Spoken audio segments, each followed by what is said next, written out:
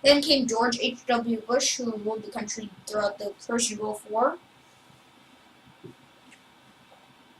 Then came Bill Clinton, the wife of the presidential for this election. And Hillary Clinton actually was Bill Clinton's first lady. So yeah. And after that came George W. Bush, who formed the mentioned earlier Department of Homeland Security. Next comes Barack Obama, who signed the Affordable Care Act, and current President Donald Trump, who did things that are not really that good in my opinion. I guess that makes you think I'm a liberal, which I'm not really a liberal. Oh, I think I just infringed on one of my own constitutional rights.